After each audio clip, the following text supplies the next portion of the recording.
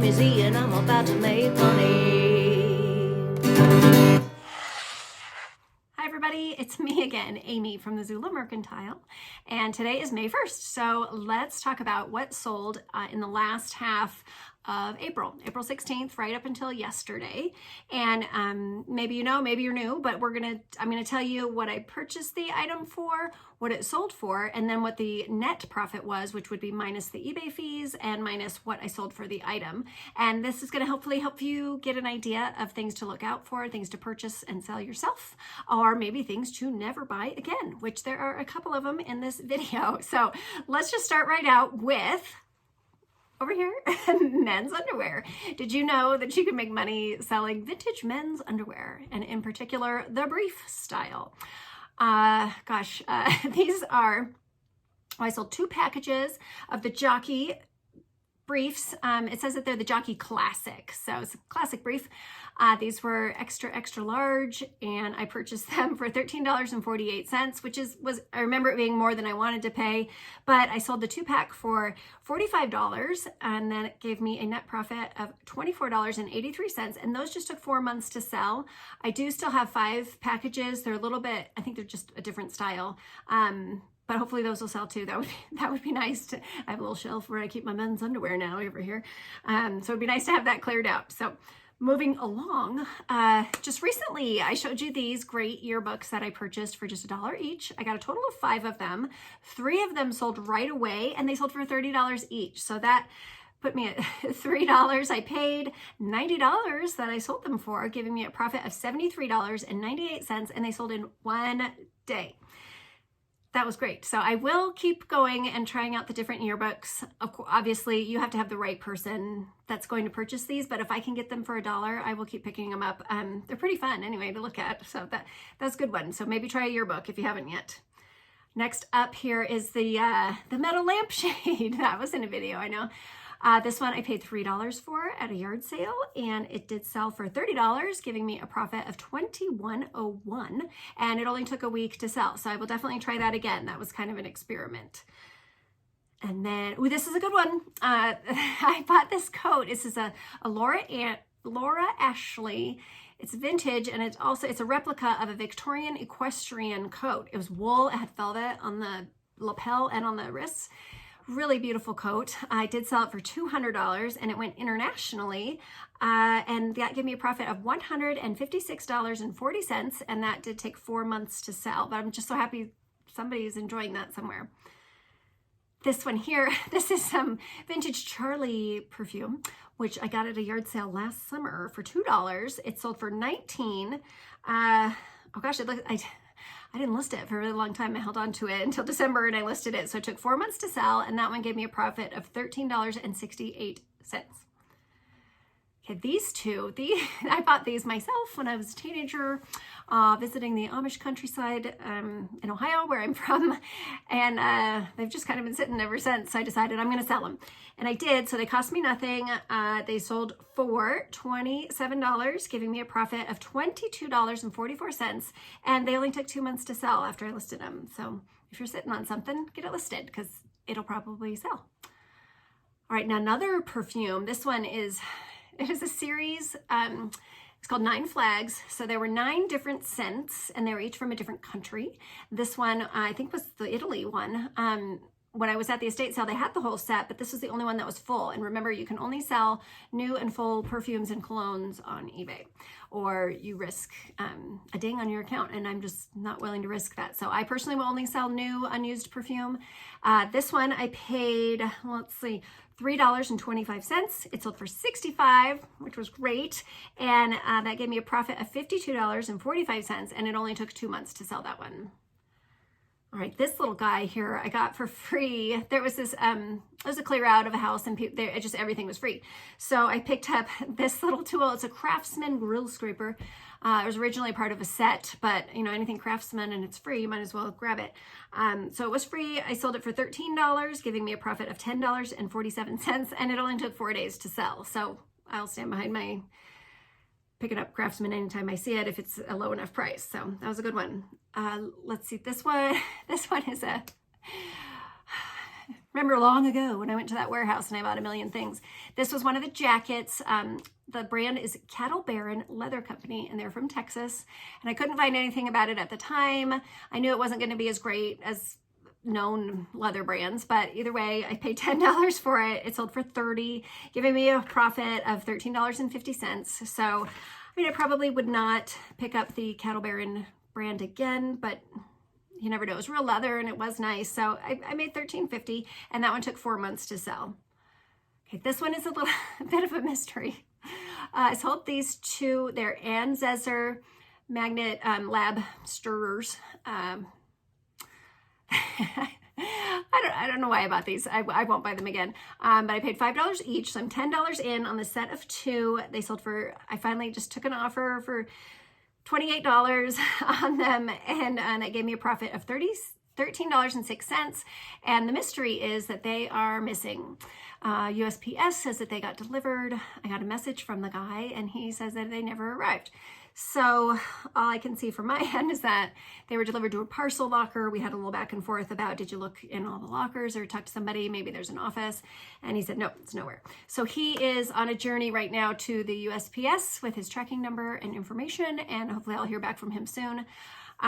If you have this that happens, you file a missing package, missing parcel claim, something along those lines.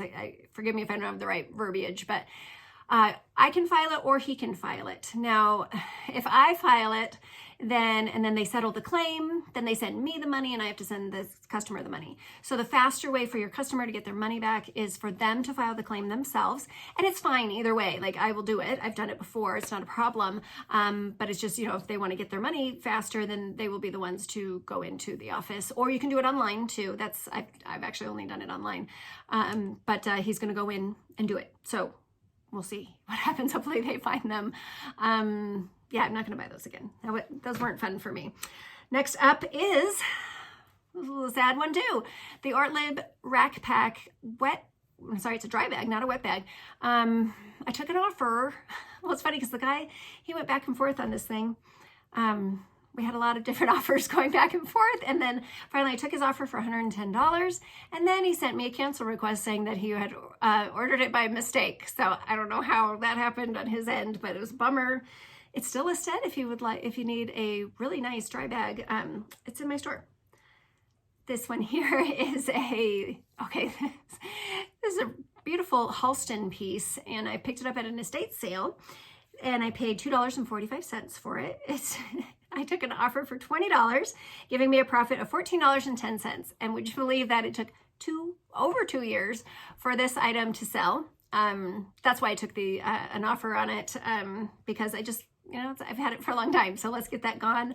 I thought it would do better since it was a real Halston piece, but that's the way it goes. That's the way it goes.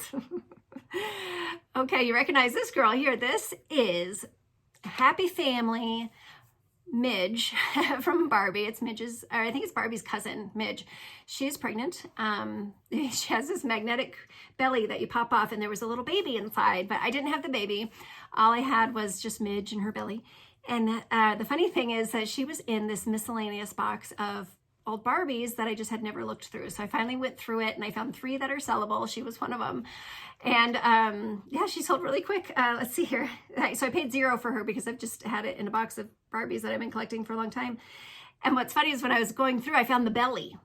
And I said, well, maybe Midge is in here. So I looked at every doll. It's hard to tell, really. You can't tell without her belly on. She's just smooth. And there's magnets inside of there. So I'm testing out all these, see if the belly will stick to the Barbie, and it did.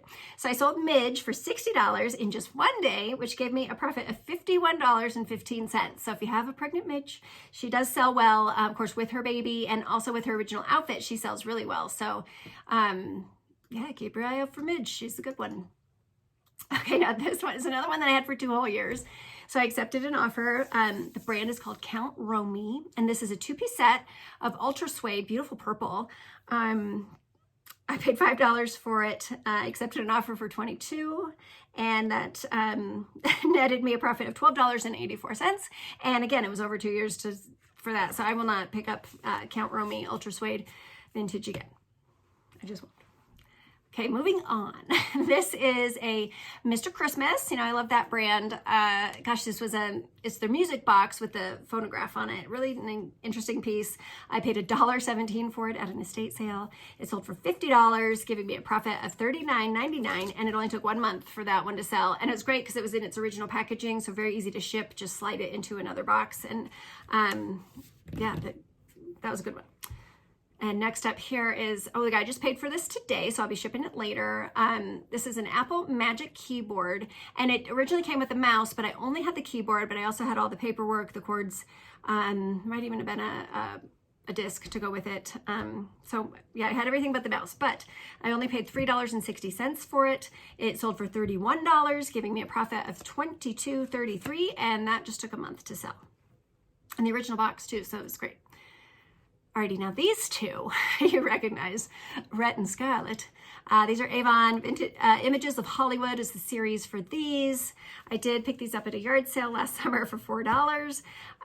They sold for $20. I took an offer on these two, giving me a profit of a whole $12.36, and they took 5 months to sell.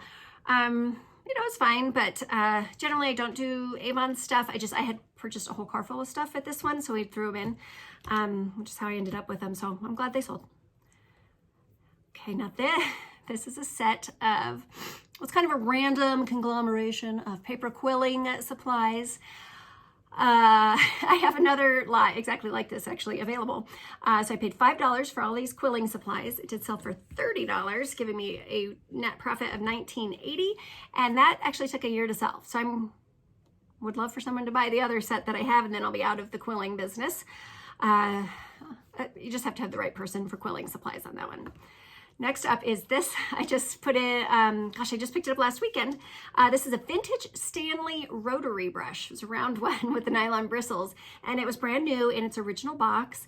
It only cost me $1 at an estate sale, and it sold for $32, giving me a profit of $26, and it only took a week for that one to sell. So I would definitely, if I see that again, I will pick it up. All right, now you remember this one.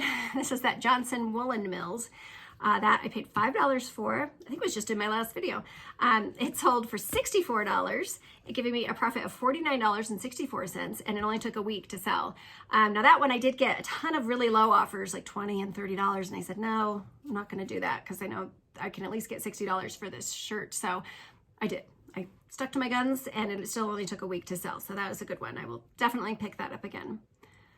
Okay, this pink top here, this is an Allie Miles, which is kind of a new to me brand, but I have recently picked up 3, and I've already sold 2 of them. So it's a good brand. I only paid $1.97 for this one. It sold for $24, giving me a profit of $18.07, and it only took 3 weeks to sell. And she makes really cute stuff. I just had never heard of her before. Okay, so that fulfills all of the ones we're going to talk about from eBay. Moving over to Poshmark, I sold these cute Dansko leather sandals. They had little leather flowers on them too. This one, let's see, I spent $1.57 for this pair of shoes. They sold for $30, giving me a profit of $22.43. But these took 2 whole years to sell, and I'm not really sure why. You know, sometimes Danskos, they fly right out. Sometimes they stick around for a while, but these stuck around for a whole 2 years. So, but it was still good money. So I don't know, kind of 50-50 on the Danskos right now. We'll see. We'll see what happens next time I find some for cheap. All right, this one is it's a Woolrich winter. I think it was called the Chore Coat. I paid $3.34 for it. It sold for $34, giving me a profit of $23.86, and it only took 2 months to sell that one. And then, this one is a Helly Hansen, and it was a raincoat. I just picked it up with it in the last couple of weeks. I finally got it listed. It sold only after 2 days, so I will definitely pick that up again. I paid $6 for it. It sold for $55, giving me a profit of $38, and like I said, it only took 2 days to sell. It was missing its hood, but that didn't matter, and I already got my 5-star rating from that customer on Poshmark, so happy with that. And then the last one on Poshmark is this Charter Club Luxury Cashmere Open Front Cardigan. That one I spent $1.97 on. I sold it for $27, and just took 3 weeks to sell, giving me a profit of $19.63. So that's the long and the short of it. Things I'm going to buy again, things that I'm not going to. I hope it helped you out for when you're making your decisions. Gosh, it's May. So let's have a good month of May. The yard sales are happening. So we're going to hit all the sales that we can. And yeah, hopefully we're going to make some money. So good luck to you as well. Now I got to go and get some things listed. But I'll see you next time. Thank you so much for watching.